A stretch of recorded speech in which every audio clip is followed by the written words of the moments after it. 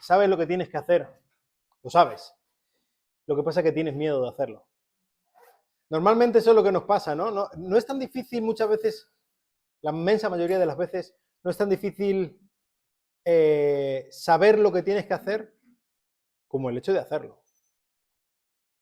La mayoría de las veces sabemos qué es lo que debemos y no debemos hacer. Son raras las ocasiones en las que nos vemos en un punto gris en el que realmente no sabemos. Pues este es el ejemplo de lo que ocurrió en el capítulo 3 del libro de Daniel. Simplemente una cosa antes de empezar, en el apéndice 1, he visto, ya lo dijimos antes, pero para que lo sepamos exactamente, hay un punto que falta, donde pone la estatua de oro, Daniel 2, eso es realmente Daniel 3, ¿vale? Es el 587, estoy hablando de Daniel 3. Y ahí porque he puesto, según la traducción griega, la Septuaginta, etcétera, etcétera, eso es Daniel 3. Daniel 2 tendría que estar justo encima, ¿vale? El sueño de la estatua, y eso estaría alrededor del 604, 603 antes de Cristo, ¿vale? Y también en el apéndice 2, Ciro conquista Babilonia, no es el 639, sino el 539, ¿vale? Esas dos cosas. Vamos a Daniel capítulo 3. El rey Nabucodonosor hizo una estatua de oro cuya altura era de 60 codos y su anchura era de 6 codos. Y la levantó en el llano de Dura, en la provincia de Babilonia. Y el rey Nabucodonosor mandó reunir a los sátrapas, prefectos y gobernadores, los consejeros, tesoreros, jueces, magistrados y todos los gobernantes de las provincias para que vinieran a la dedicación de la estatua que el rey Nabucodonosor había levantado. Entonces se reunieron los sátrapas, prefectos y gobernadores, todos los consejeros, tesoreros, jueces, magistrados y todos los gobernantes de las provincias para la dedicación de la estatua que el rey Nabucodonosor había levantado. Y todos estaban de pie delante de la estatua que Nabucodonosor había levantado. Y el heraldo proclamó con fuerza: si os ordena a vosotros, pueblos, naciones y lenguas, que en el momento en el que oigáis el sonido del cuerno, la flauta, la lira, el arpa, el salterio, la gaita y toda clase de música, os postréis y adoréis a la estatua de oro que el rey Nabucodonosor había levantado. Pero el que no se postre y adore será echado inmediatamente en un horno de fuego ardiente. Por tanto, en el momento en el que todos los pueblos oyeron el sonido del cuerno, la flauta, la lira, el arpa, el salterio y la gaita y toda clase de música, todos los pueblos, naciones y lenguas se postraron y adoraron a la estatua de oro que el rey Nabucodonosor había levantado. Sin embargo, en aquel tiempo, algunos caldeos se presentaron y acusaron a los judíos, y hablaron y dijeron al rey Nabucodonosor: oh rey, vive para siempre. Tú, oh rey, has proclamado un decreto que todo hombre que oiga el sonido del cuerno, la flauta, la lira, el arpa, el salterio, la gaita y toda clase de música, se postre y adore la estatua de oro. Y el que no se postre y adore será echado en un horno de fuego ardiente. Pero hay algunos a quienes has puesto sobre la administración de la provincia de Babilonia, es decir, Sadrach, Mesach y Abed-Nego. Y estos hombres, oh rey, no te hacen caso, no sirven a tus dioses ni adoran a la estatua de oro que has levantado. Entonces Nabucodonosor, enojado y furioso, dio orden de traer a Sadrach, Mesach y Abed-Nego, estos hombres, pues fueron conducidos ante el rey. Habló Nabucodonosor y les dijo: ¿es verdad, Sadrach, Mesach y Abed-Nego, que no servís a mis dioses ni adoráis la estatua de oro que he levantado? ¿Estáis dispuestos ahora para que cuando oigáis el sonido del cuerno, la flauta, la lira, el arpa, el salterio, la gaita y toda clase de música, os postréis y adoréis la estatua que he hecho? Porque si no la adoráis, inmediatamente seréis echados en un horno de fuego ardiente. ¿Y qué Dios será el que os libre de mis manos? Sadrach, Mesach y Abed-Nego respondieron y dijeron al rey Nabucodonosor: no necesitamos darte una respuesta acerca de este asunto. Ciertamente nuestro Dios, a quien servimos, puede librarnos del horno de fuego ardiente, y de tu mano, oh rey, nos librará. Pero si no lo hace, has de saber, oh rey, que no serviremos a tus dioses ni adoraremos la estatua de oro que has levantado. Entonces Nabucodonosor se llenó de furor y demudó su semblante contra Sadrach, Mesach y Abed-Nego, respondió ordenando que se calentara el horno 7 veces más de lo que se acostumbra a calentar, y mandó que algunos valientes guerreros de su ejército ataran a Sadrach, Mesach y Abed-Nego y los echaran en el horno de fuego ardiente. Entonces estos hombres fueron atados y arrojados en sus manos, sus túnicas, sus gorros y sus otras ropas en el horno de fuego ardiente. Como la orden del rey era apremiante y el horno había sido calentado excesivamente, la llama de fuego mató a los que habían alzado a Sadrach, Mesach y Abed-Nego. Pero estos 3 hombres, Sadrach, Mesach y Abed-Nego, cayeron atados en medio del fuego ardiente. Entonces el rey Nabucodonosor se espantó y levantándose apresuradamente preguntó a sus altos oficiales, ¿no eran 3 los hombres que echamos atados en el horno de fuego? Ellos respondieron y dijeron al rey, ciertamente, oh rey. Y el rey respondió, mirad, veo a 4 hombres sueltos que pasean por medio del fuego sin sufrir daño alguno, y el aspecto del cuarto es semejante al del hijo de los dioses, al de un hijo de los dioses. Entonces Nabucodonosor se acercó a la puerta del horno de fuego ardiente y dijo, Sadrach, Mesac y Abednego, siervos del Dios Altísimo, salid y venid acá. Entonces Sadrach, Mesac y Abednego salieron de en medio del fuego, y los sátrapas, los prefectos, los gobernadores y los altos oficiales del rey se reunieron para ver a estos hombres, cómo el fuego no había tenido efecto alguno sobre sus cuerpos, ni el cabello de sus cabezas se había chamuscado, ni sus mantos habían sufrido daño alguno, ni aun olor de fuego había quedado en ellos. Habló Nabucodonosor y dijo, bendito sea el Dios de Sadrach, Mesac y Abednego, que ha enviado su ángel y ha librado a sus siervos, que confiando en él desobedecieron la orden del rey y entregaron sus cuerpos antes de servir y adorar a ningún otro Dios, excepto a su Dios. Por tanto, proclama un decreto, que todo pueblo, nación o lengua que diga blasfemia contra el Dios de Sadrach, Mesac y Abednego sea descuartizado y sus casas reducidas a escombros, ya que no hay otro Dios que pueda librar de esta manera. Entonces el rey hizo prosperar a Sadrach, Mesac y Abednego en la provincia de Babilonia. En la cronología tengo puesto ahí el año 587 a.C., aunque aquí no hay ninguna nota cronológica, ¿vale? Entonces esto lo podemos poner entre interrogaciones, ¿vale? No lo tenemos claro. No sé si sabéis cuál es la Septuaginta, la versión en griego del Antiguo Testamento, traducida en el siglo II a.C., ¿vale? Esta versión tiene algunas diferencias, y una de estas diferencias es esto, ¿vale? En la Septuaginta sí que nos da una nota cronológica. Y esta nota cronológica habla de que fue en el año 18 de Nabucodonosor, que corresponde con el año 587 a.C. Y yo le doy cierta credibilidad a esto. ¿Por qué? El año 587 a.C. es el año en el que Jerusalén fue destruida, ¿vale? Entonces, en este tiempo, Nabucodonosor terminó con el último reducto de los rebeldes en su imperio. Hablamos de una unión entre Egipto y algunas otras naciones, entre ellas estaba Judá, Judá de Sedequías, del rey Sedequías, ¿vale? Entonces, tiene su lógica que esta escena precisamente esté enmarcada dentro de este contexto, porque Nabucodonosor podría estar festejando que al fin había conquistado todo lo que quería conquistar, tenía paz, no había ningún enemigo que pudiera hacerle frente, así que ahora iba a hacer esta celebración en la cual hizo esta pedazo de estatua. Para celebrarlo, habla aquí de que en el llano de Dura, no sabemos exactamente dónde está, pero hay diferentes hipótesis, pero en cualquier caso, en una llanura muy grande al lado de Babilonia, hizo edificar esta estatua, que era enorme, probablemente era una estatua subida en un pedestal, porque si os dais cuenta, si no, la proporción sería ridícula, es 10 veces más alta que ancha, ¿vale? Entonces probablemente sería una estatua que está subida en un pedestal, pero bueno, también con toda seguridad no era toda de oro, sino que estaba recubierta de oro. Nabucodonosor no tenía oro suficiente para hacer una estatua de este peso de oro, ¿vale? De oro macizo sería imposible hacerlo. Y probablemente el horno del que habla, con que amenaza Nabucodonosor, sea el mismo horno que se usó para fundir el oro para hacer la estatua, ¿vale? Entonces, justo al lado de donde estaba, habrían fabricado un horno para la ocasión y sería lo suficientemente grande como para que cupieran varias personas, ¿vale? Entonces, el plan de Nabucodonosor era, ¿ahora qué? Y como vemos en el texto, Nabucodonosor era el rey del mundo, indiscutible, y él gobernaba sobre pueblos, naciones, lenguas, una masa muy heterogénea, ¿no? Una masa muy diferente.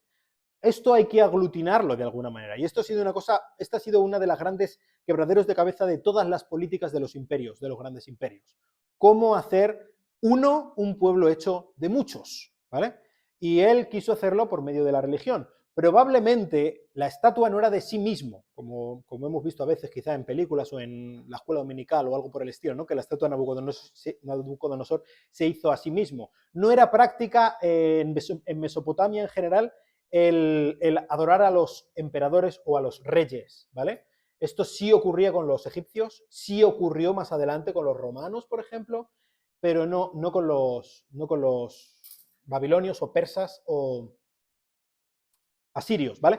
Entonces, probablemente sería de algún dios. Mi apuesta personal es por el dios Marduk, que hasta donde sabemos era el favorito de Nabucodonosor, ¿vale? Entonces, lo que él quería era como hacerlo el dios superior. El tema de los cultos de la época, en el sentido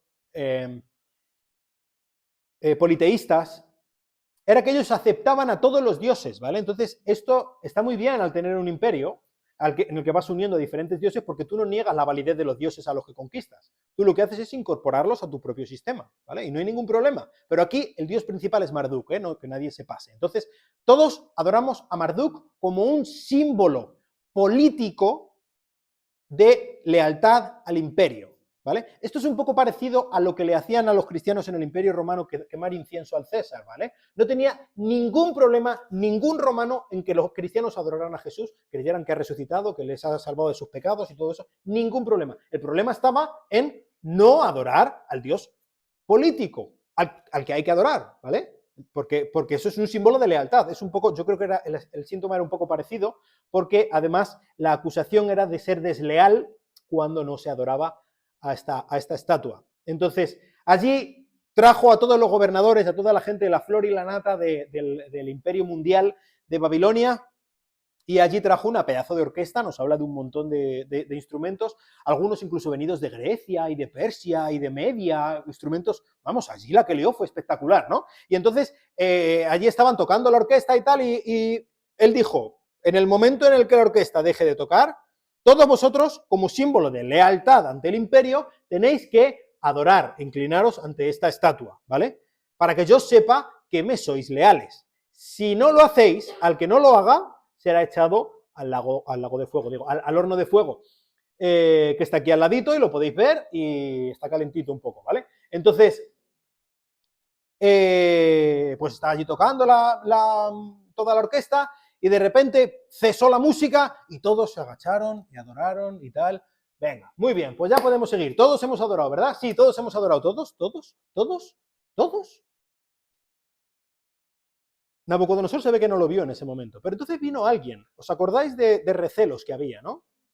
Pues probablemente, y como es normal, la gente no veía bien cuál era la situación de los judíos. Y lo vemos muy claramente en la manera en la que hablan. La forma en la que los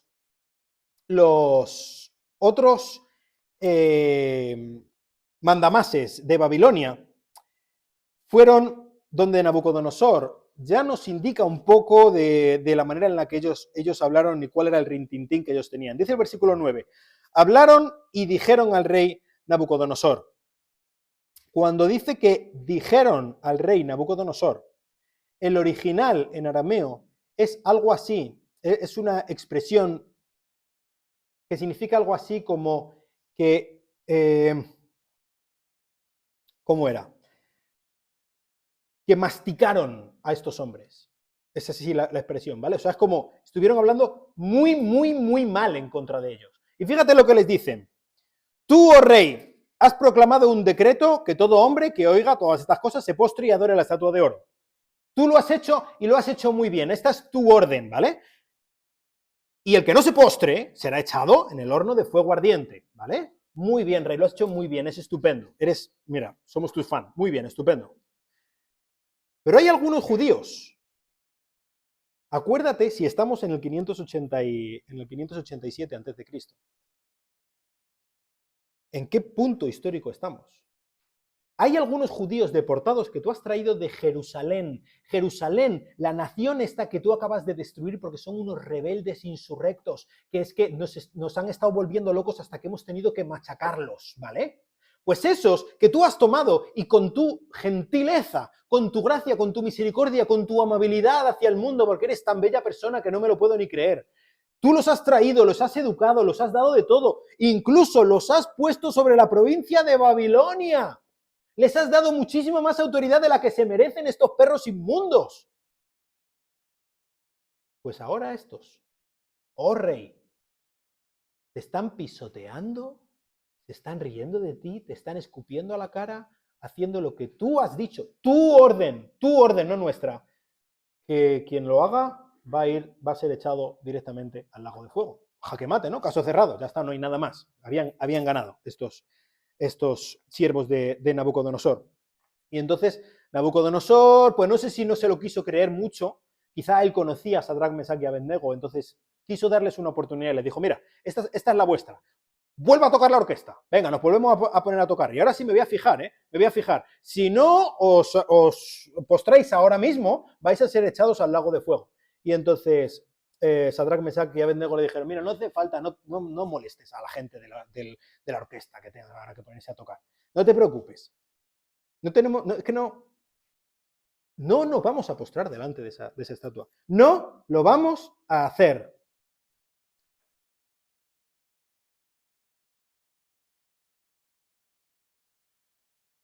Nosotros solamente adoramos a nuestro Dios. Nosotros solamente servimos a nuestro Dios. Y mi Dios es mucho más poderoso que tu horno, Nabucodonosor. Y Él puede librarnos del horno. Pero Él puede hacerlo. Nosotros no tenemos ninguna duda de que Él puede hacerlo. Respecto a lo que tenemos alguna duda es de si Él quiere hacerlo. Entonces, si Él no nos salva, no tenemos tampoco ningún problema. Ya está.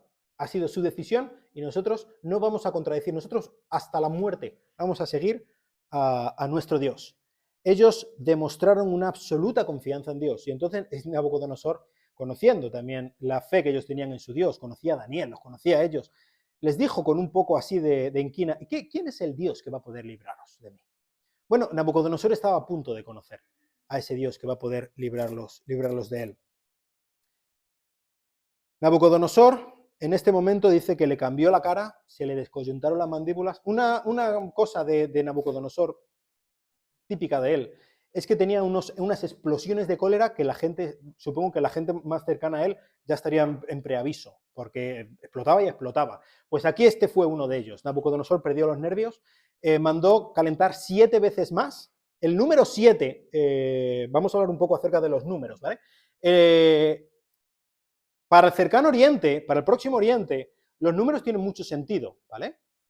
Y el número 7 es el número de la perfección, ¿vale? Entonces, por ejemplo, cuando vemos los mensajes a las 7 iglesias de Apocalipsis, pues sí, yo no digo que no sean mensajes a 7 iglesias en específico, desde luego, son mensajes a 7 iglesias en específico, pero como 7 iglesias están representando al conjunto de toda la iglesia, ¿vale? A la totalidad de la iglesia universal, ¿vale? Entonces, este tema de los números tiene mucho sentido y está muy ligado también con la literatura apocalíptica que estábamos diciendo, ¿vale? Entonces, básicamente lo que estaba diciendo Nabucodonosor es calentadlo al tope, hasta que más no pueda, hasta que se funda el mismo horno, todo lo que se pueda.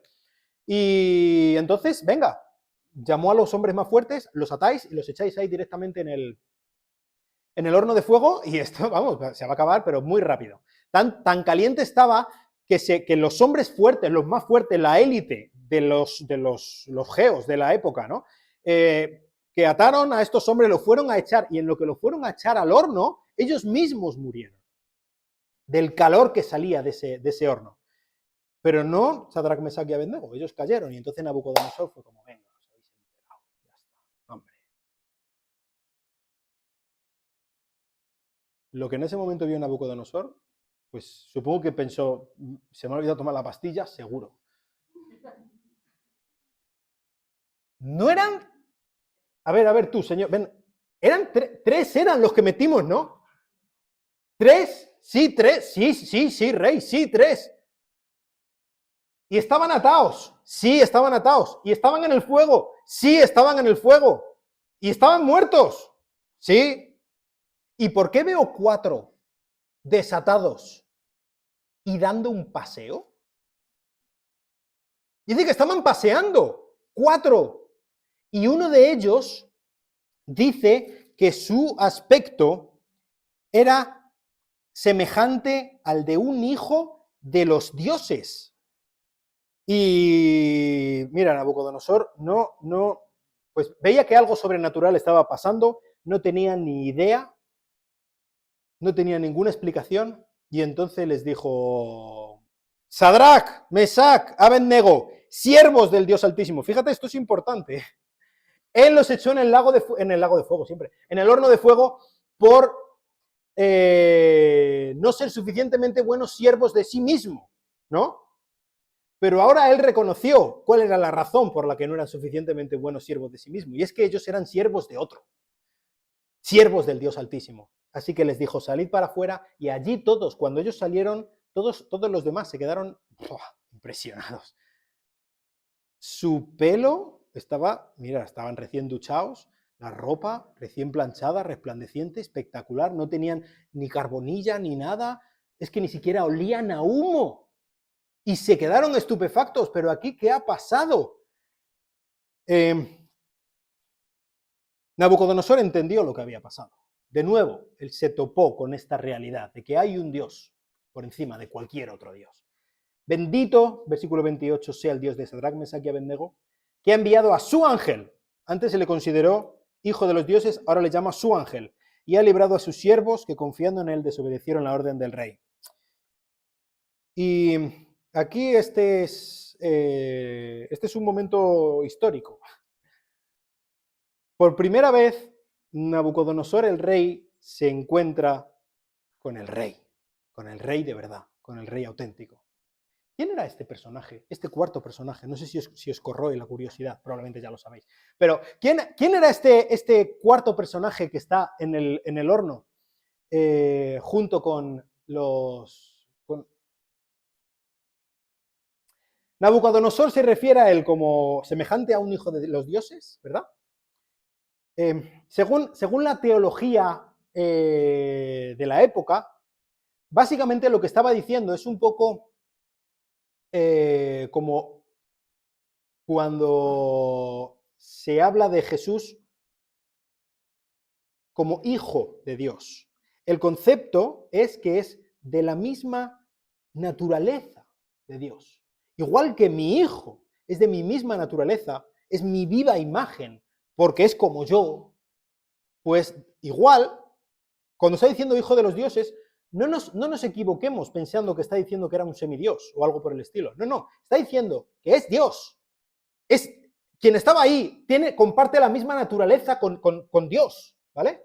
Y por otra parte le llama el ángel, como su ángel, el ángel del Dios de Israel. Y supongo que habréis oído hablar del ángel del Señor, el ángel de Jehová, en el Antiguo Testamento, que una y otra vez, si queréis podéis estudiarlo, porque es un tema fascinante de estudiar, una y otra vez vemos cómo se le trata como a Dios mismo, porque es Dios mismo. Cuando se habla de ángel, no está hablando de ángel como un ser inferior a Dios, un ser espiritual inferior a Dios, sino como un mensajero, que es lo que significa literalmente ángel, en griego ángelos, en hebreo malach, que es mensajero, ¿vale? Entonces, en calidad de mensajero es quien representa a Dios, es al que si tú le ves, es como si estuvieras viendo a Dios. El ángel del Señor, la figura del ángel del Señor, y pienso que esta figura, este cuarto personaje, es Dios mismo. Así que el Dios de los judíos estaba allí. El Dios de los judíos se metió en el horno con ellos. Específicamente, sí, me lo está diciendo. Sí, yo creo que es la segunda persona de la Trinidad. Luego veremos más acerca de él, porque se habla bastante acerca de cuando hablemos del Hijo del Hombre y todo esto. Pero quien estaba ahí, yo estoy convencido de que era el Hijo, Dios el Hijo, encarnado en Jesucristo, más adelante, ¿vale? Entonces, simplemente una apreciación antes de correr. Ellos estuvieron dispuestos a entrar en el horno de fuego por lealtad a Dios. Y ellos salieron del horno de fuego, ¿vale? Dios los salvó soberanamente, pero ellos sabían que Dios no tenía ninguna obligación de hacerlo. Y un gran testimonio de esta realidad lo tenemos básicamente en toda la historia de la humanidad.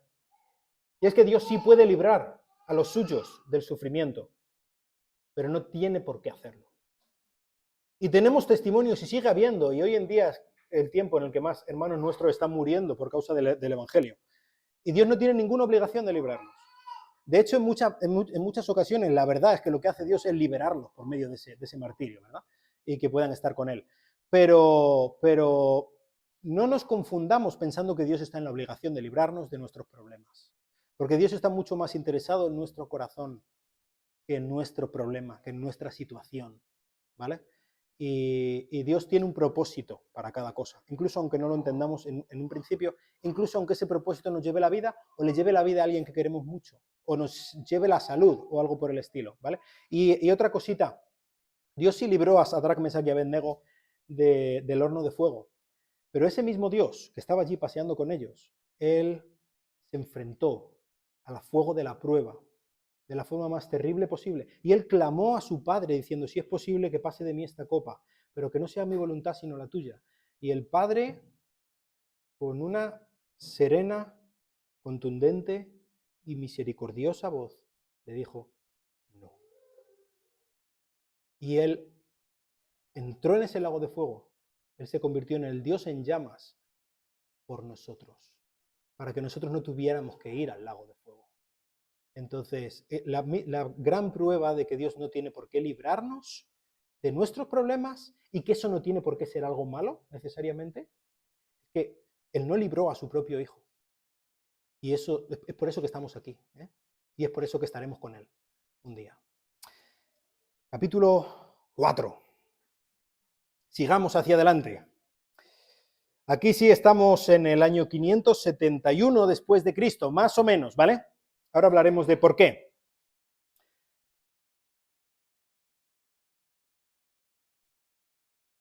No sé si os sonará esto de...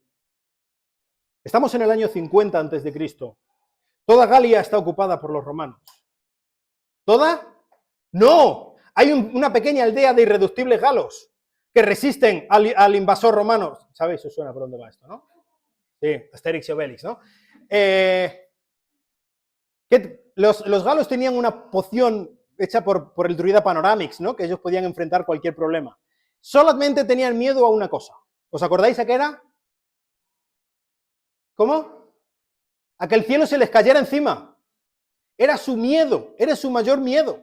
De hecho, el jefe siempre iba, cuando no iba montado encima de un escudo que llevaban los guardias suyos, él iba debajo del escudo, por si se caía, ese era su gran miedo. Y por eso siempre estaban mirando hacia arriba. ¿Sabes? Hemos perdido esa costumbre de mirar hacia arriba. No sé si os habéis dado cuenta que, por ejemplo, en los centros comerciales, si vais a un Carrefour o a un hipermercado o alguna cosa por el estilo, no hay techo. ¿Os habéis dado cuenta? No hay techo, están los cables, las luces colgando. No hay techo. ¿Por qué? Porque a nadie le importa, porque nadie lo mira, porque nadie mira para arriba. Y así nos va, así nos va. Hoy en este momento vamos a ver la historia de alguien que le cambió la vida por mirar arriba.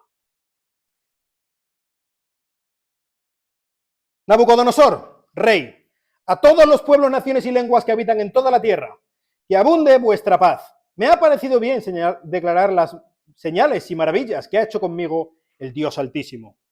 Cuán grandes son sus señales, cuán poderosas sus maravillas, su reino es un reino eterno y su dominio de generación en generación.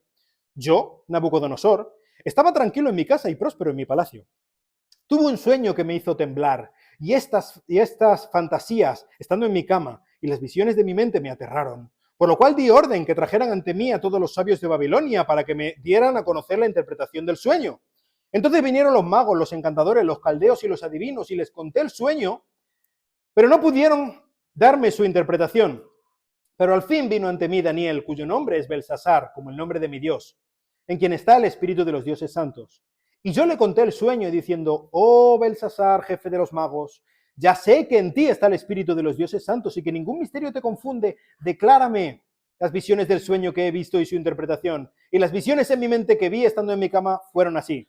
Vi un árbol en medio de la tierra, cuya altura era muy grande. El árbol crecía y se hizo fuerte. Su copa llegaba hasta el cielo y era visible en todos los confines de la tierra. Su follaje era hermoso y su fruto abundante. Y en él había alimento para todos. Debajo de él hallaban sombra las bestias del campo, las aves del cielo hacían morada en sus ramas y de él se alimentaban todos los seres vivientes. Vi en las visiones de mi mente que vi estando en mi cama, y aquí un vigilante, un santo, descendió del cielo. Clamando fuertemente dijo así: derribad el árbol, cortad sus ramas, arrancad su follaje, desparramad su fruto, huyan las bestias que están debajo de él y las aves de sus ramas. Pero dejad en tierra el tocón con sus raíces, con ataduras de hierro y bronce, entre la hierba y el campo, que se empape con el rocío del cielo y comparta con las bestias la hierba de la tierra. Se ha cambiado su corazón de hombre y séale dado corazón de bestia, y pasen sobre él 7 tiempos. Esta sentencia es por decreto de los vigilantes, y la orden es por decisión de los santos, con el fin de que sepan los vivientes que el Altísimo domina sobre el reino de los hombres,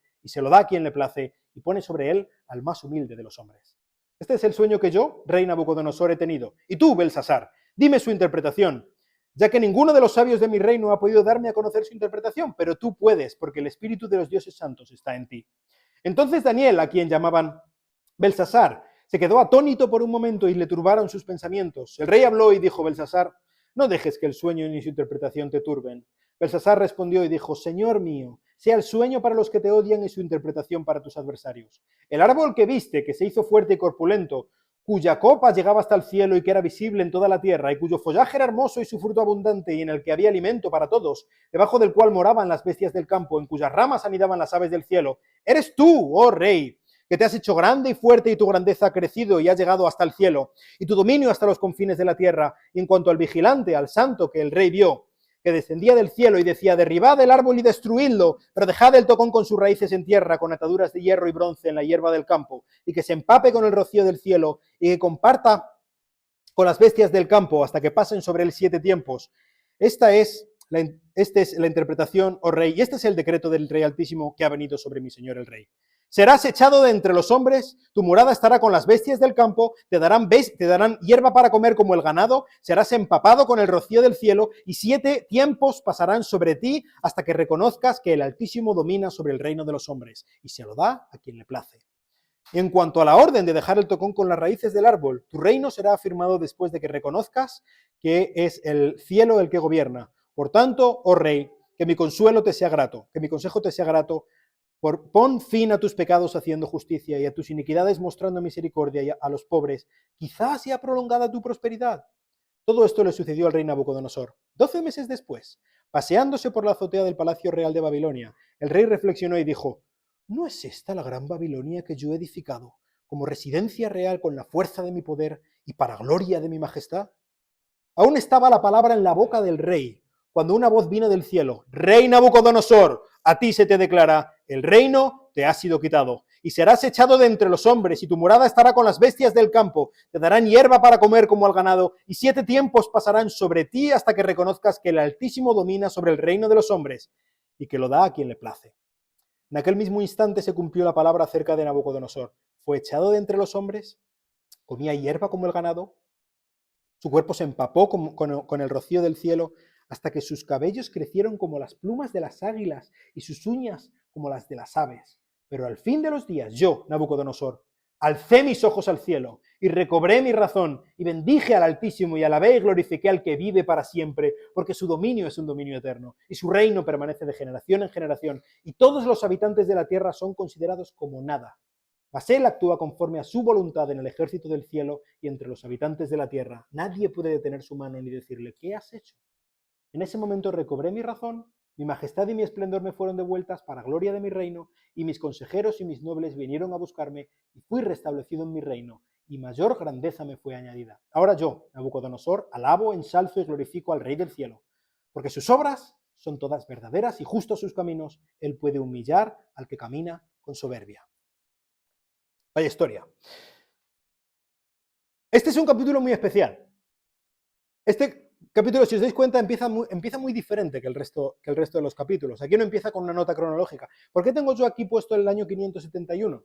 Porque es el tiempo en el que Nabucodonosor estaba en el apogeo de su poder, él había terminado de edificar Babilonia, él reedificó completamente Babilonia, hasta el punto que ahora mismo, por ejemplo, en las excavaciones arqueológicas que se llevan o que se han llevado a cabo en el pasado en cuanto a en la ciudad de Babilonia, la inmensa mayoría de los ladrillos que se han encontrado tienen el sello de Nabucodonosor, ¿vale? Babilonia existía de hacía muchísimos años antes de Nabucodonosor, pero él la reedificó entera, ¿vale? Y es más o menos en este tiempo en el que terminó de reedificarla. Babilonia era una ciudad espectacular.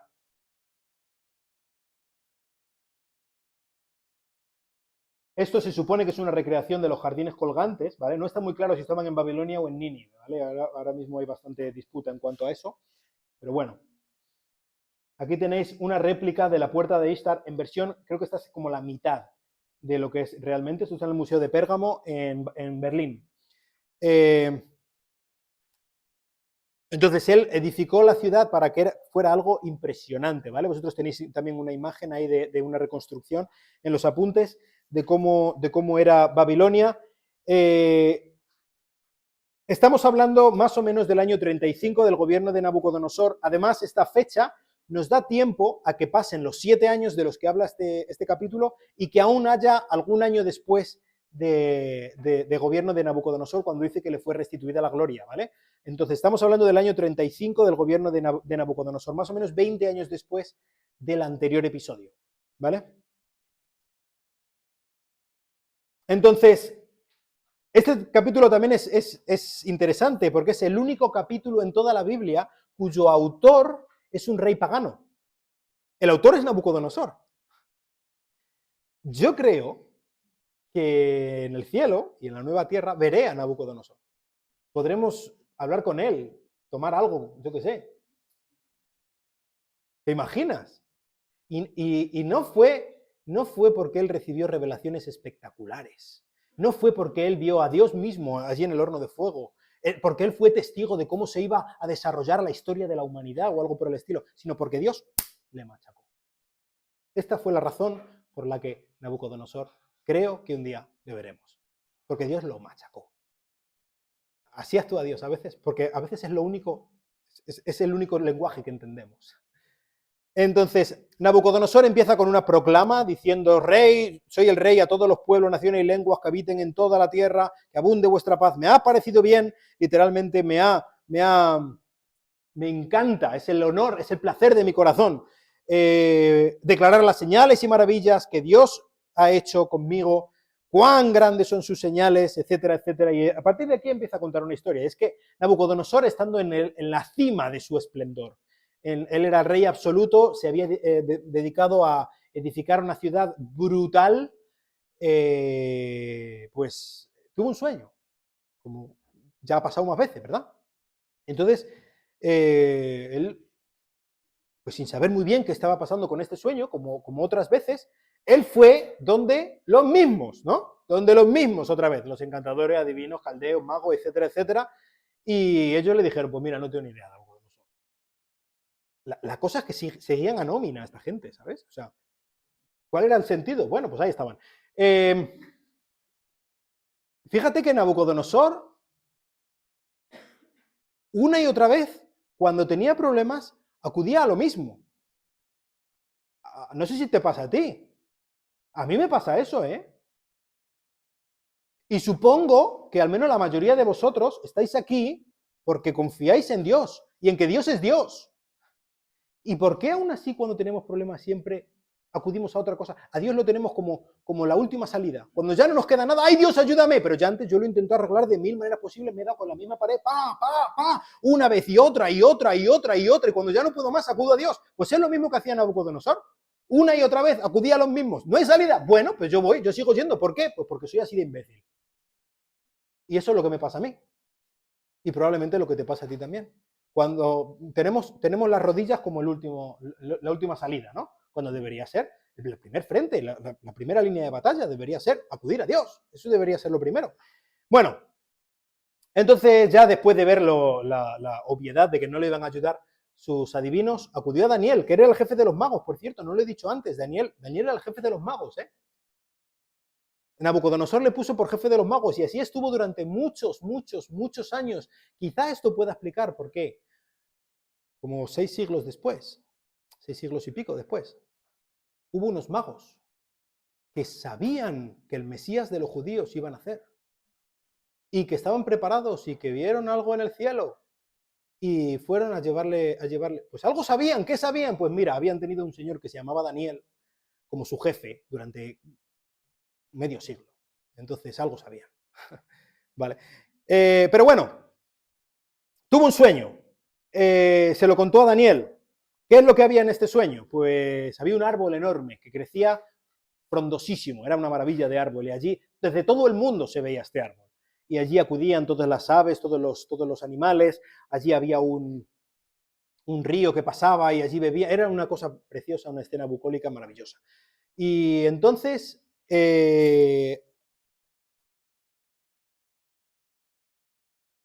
venía un vigilante. Cuando aquí habla de un vigilante, se le llama un vigilante, un santo. Yo estoy convencido de que está hablando de un ángel, ¿vale?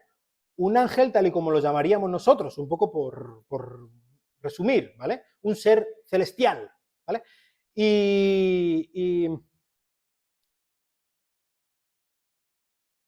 dice que ha habido una decisión que han tomado, versículo 17, es por decreto de los vigilantes, por decisión de los santos. No sé exactamente qué está queriendo decir aquí. Como que hay un consejo de seres celestiales que toma decisiones. Pues parece ser que es lo que está diciendo, ¿no? Pero luego a continuación dice que es una decisión del Altísimo. Entonces, volveremos a esto. No os preocupéis, quedaos con ello en la mente. Bueno, y la decisión que toman es que van a derribar el árbol, que lo van a cortar. No de raíz, pero sí de tocón, ¿vale? Entonces van a tirar el árbol y van a anclarlo con unos grilletes para que se moje, para que esté a pie de hierba, para que lo pisoteen. Pero va a quedar allí anclado para que todo el mundo sepa que el Altísimo domina sobre el reino de los hombres, se lo da a quien place y pone sobre él al más humilde de los hombres. Así que Daniel, cuando escuchó eso, Dios le dijo qué es lo que significaba y Daniel dijo, ay, madre mía, ay, la que me ha venido. ¿Por qué? Porque Daniel sabía del problema de Nabucodonosor con su temperamento. Y que cualquier momento delante del rey, sobre todo si le dan malas noticias, puede ser el último momento. Entonces el rey Nabucodonosor le dijo, venga, no te preocupes, de verdad, sea lo que sea, tú dímelo. Y Daniel con mucho tiento le dijo, pues que esto sea para tus enemigos. Pero mira, este árbol eres tú, y tú eres como el padre de todos. Y todo el mundo viene a ti, y entonces el imperio prospera, y todo el mundo está bajo tu control, y entonces tú das de comer a unos, a otros, mantienes la paz, y eres estupendo. Pero se ha tomado una decisión respecto a ti, y es que se te va a dar el corazón de una bestia. Y este corazón de bestia va a hacer que salgas del gobierno. Te va a tener postrado en tierra. Te va a tener alejado de todo y de todos, porque a todos los efectos vas a ser una bestia. Quizá el tema de lo que está hablando, o lo que le ocurrió a Nabucodonosor, es una enfermedad que se llama zoantropía. Probablemente lo más común, y quizá habéis oído hablar de ello, dentro de esta enfermedad zoantropía, es de alguien que se cree, realmente se piensa que es un animal. Licantropía. ¿Habéis oído hablar de la licantropía? Es una parte específica de la zoantropía de gente que se piensa que son un lobo. Y de ahí viene todo el tema de los hombres lobo, ¿no? Licántropos también se llaman. Entonces, vas a estar así durante 7 tiempos. 7 tiempos, con toda seguridad estaba hablando de 7 años, ¿vale? 7 años que van a ocurrir, es el tiempo que vas a estar en este estado, hasta que reconozcas cuál es la realidad. ¿Y cuál es la realidad? Que el Altísimo domina sobre el reino de los hombres y que se lo da a quien le place. Así que, Nabucodonosor, escúchame, por favor, escúchame, hazme caso. Pide perdón por tu pecado, intenta hacer las cosas bien. Dios es implacable, Dios es terrible, pero Dios es misericordioso.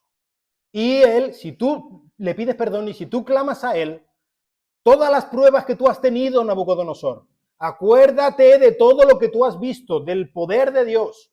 Si tú te humillas delante de él te va a perdonar. Y esto no tiene por qué ocurrir. Y Nabucodonosor le dijo, vale, venga, muy bien, sí, venga. Ya, sí, eso cuando eso. Y en esto que pasaron 12 meses, durante estos 12 meses Nabucodonosor estaba pletórico y estaba en una pedazo de ciudad que había hecho él y todo el mundo le adoraba y le amaba y era el gran rey, el gran señor. Y entonces un día Nabucodonosor, paseándose aquí por entre, fíjate, ¿no?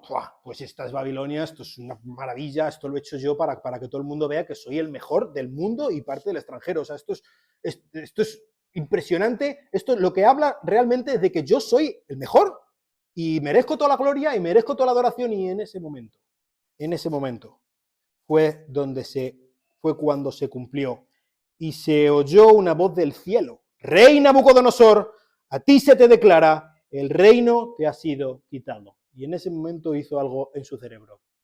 Clic.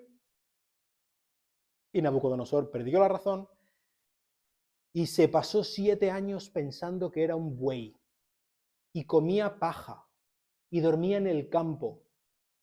Yo creo que lo realmente milagroso dentro de todo esto, conociendo un poco cómo funcionan las intrigas cortesanas y todo esto dentro de Babilonia, lo más difícil es que durante estos 7 años de locura absoluta del rey, nadie le quitara el trono.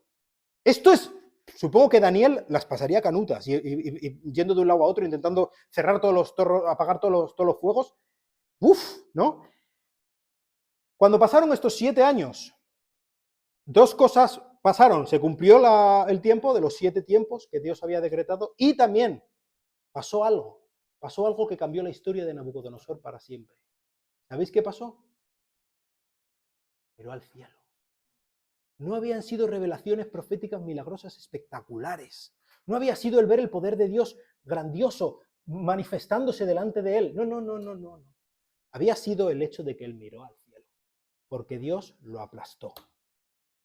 Porque al que se humilla, Dios lo exalta, y al que se exalta, Dios lo humilla. Entonces, una cosa muy importante que podemos aprender de esto es que hay mucha gente que anda loca buscando que haya milagros, ¿no? Porque esta es la prueba de Dios, esto es lo que va a convencer a la gente. Y aquí está una prueba grandísima. No funciona así. Esto no va así. Esto va de mirar al cielo, ¿eh? Esto va de buscar a Dios. No es de que Dios tenga que enviar fuego del cielo, que Dios tenga que sanar a mi no sé quién que está enfermo, que Dios tenga que hacer algo. Dios, para empezar, no está en la obligación de hacer nada, y Dios está mucho más interesado en nuestro corazón que en nuestra situación, como estamos diciendo una y otra vez. Y andamos buscando milagros, que tiene que haber un milagro, que tiene que haber un milagro. No, lo que tiene que haber es arrepentimiento y mirar a Dios. Eso es lo que funcionó en el caso de Nabucodonosor, y no ninguna otra cosa. Como consecuencia de esto, él alabó, glorificó al que vive para siempre, porque su dominio es dominio eterno, su reino permanece de generación en generación. Yo no creo que, por ejemplo, Nabucodonosor dejara de ser politeísta en este momento, pero sí que reconoció que desde luego Dios es el Dios, que el Dios de los judíos es al que hay que temer, es al que hay que seguir. Y aunque no negó la realidad espiritual, como yo tampoco la niego, de que hubiera algún ser espiritual detrás de, por ejemplo, Marduk o Anu o Ishtar o los dioses de los babilonios, pero hay alguien que está por encima, muy por encima de todos ellos, y es el Dios de los judíos, es el Dios de Israel. Entonces, él proclamó, dice: glorifico, alabo, ensalzo y glorifico al Rey del cielo, porque sus obras son verdaderas, justos sus caminos, él puede humillar a los que caminan con soberbia. Capítulo 5. Vamos rápido, venga.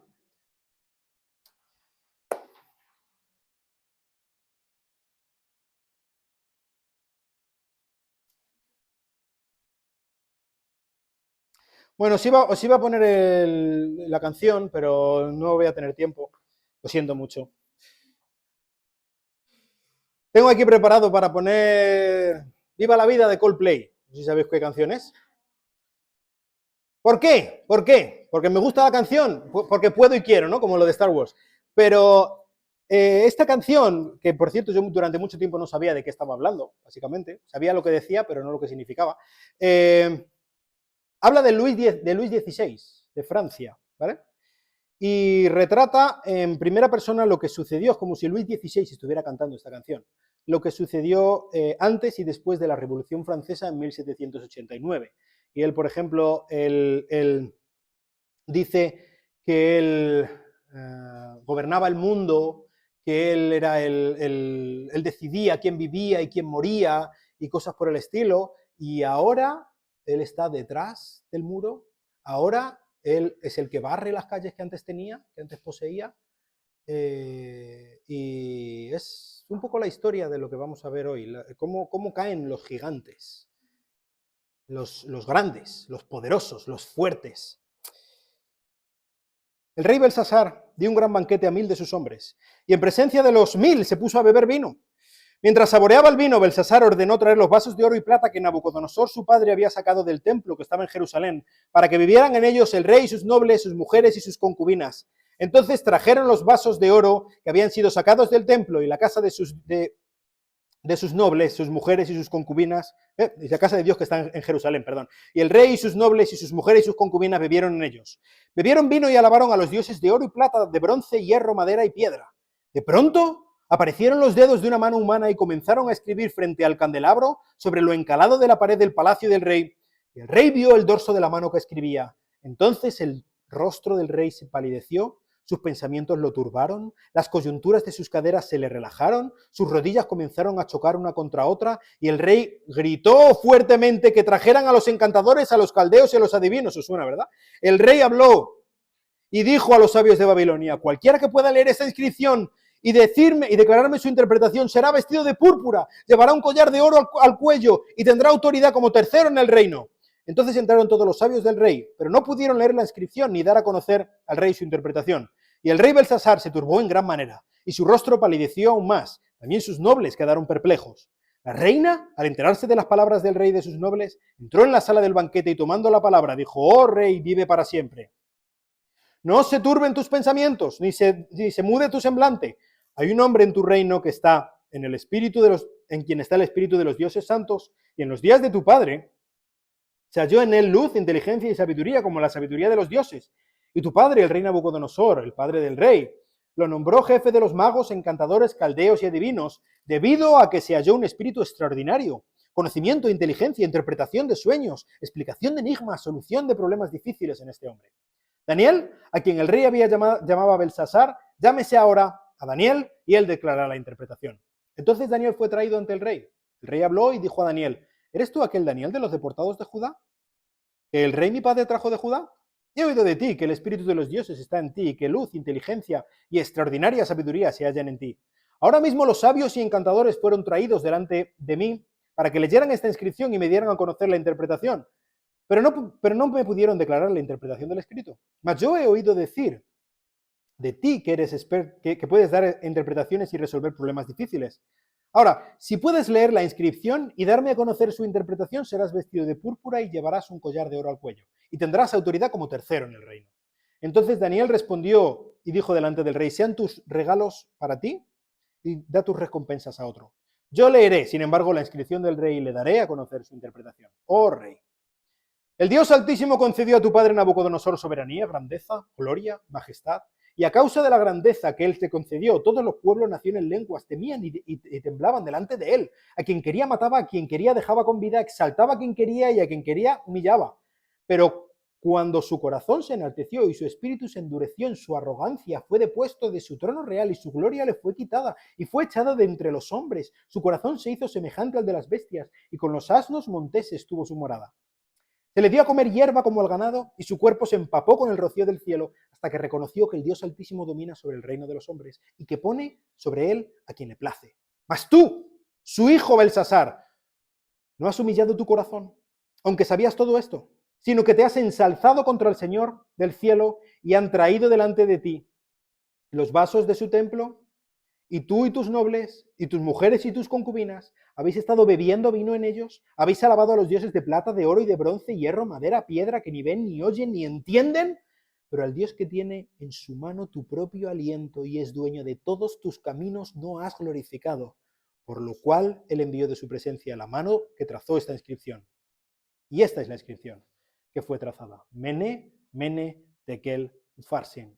Esta es la interpretación del escrito. Mene, Dios ha contado tu reino y le ha puesto fin. Tekel, ha sido pesado en balanza y hallado falto de peso. Peres, tu reino ha sido dividido entre los medos y entregado a los medos y los persas.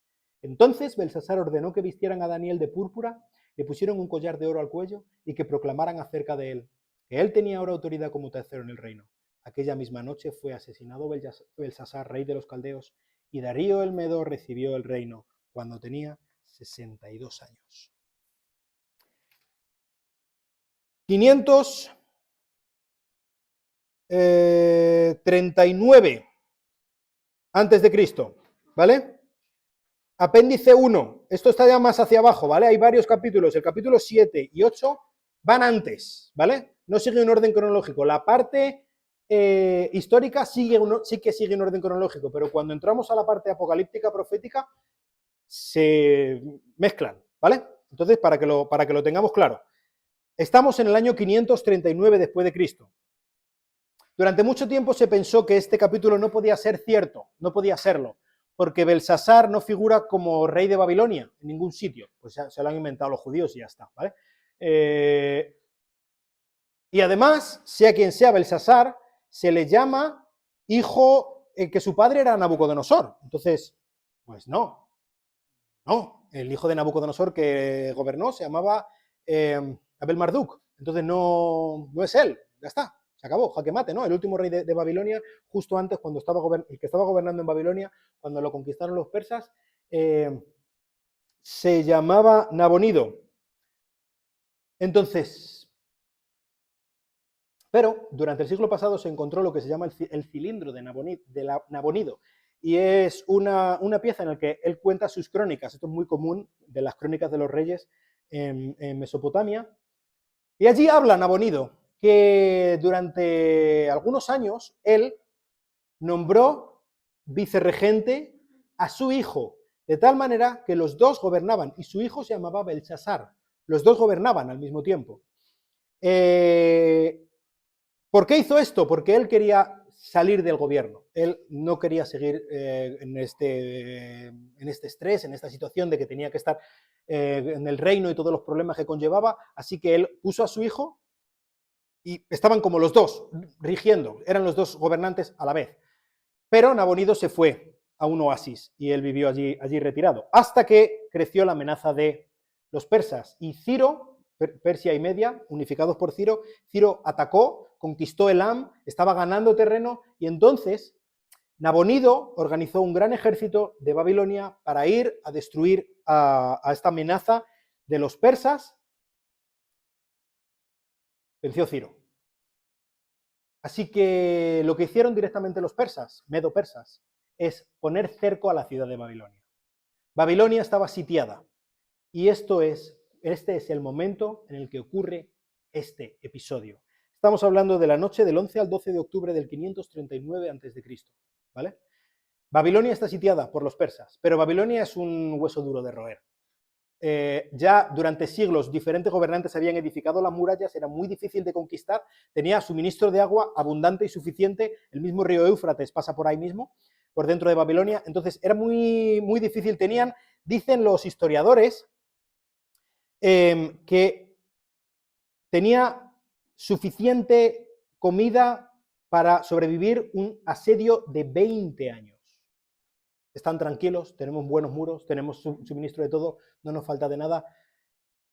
Que asedien lo que quieran, a ver quién puede aguantar un asedio de 20 años. Y claro, Belsasar se sentía fuerte. Él era un gigante en este momento, ¿no? Y tanto que se sentía que hizo un banquete. ¿Sabéis de qué era este banquete? Probablemente él se estaba poniendo, hasta ahora estaba primero su padre Nabonido, segundo él, Belsasar, que ahora mismo gobernaba el imperio babilonio, era solo la ciudad de Babilonia ahora mismo. Nabonido había huido. Y esta es la razón, precisamente, que estaban ellos dos, por la que a Daniel lo que le ofrece es el puesto número 3 en el reino, porque ya hay dos, ¿entendéis? Esta es la razón por la que le ofrece el puesto número 3. Entonces, esta fiesta, probablemente lo que está festejando Belsasar es que ahora él asciende al trono. Una vez que su padre ha huido, sigue estando presente, sigue vivo, ha huido, ¿vale? No le puede dar a Daniel el número 2, pero ahora él es el número 1. Así que estaba rechazando la autoridad de su padre y se estaba poniendo él como el número 1 sobre Babilonia, ¿vale? Así que es en este momento en el que estamos, en el que él hizo traer todos estos vasos de oro del templo de Jerusalén. Y vamos a ver un poco ahora qué es lo que significa todo esto, cuál fue la sandez que hizo, la estupidez que hizo Belsasar, pero vamos a tener un descanso antes. Lo siento mucho. Bueno, aquí vengo a contaros vamos a... Importante.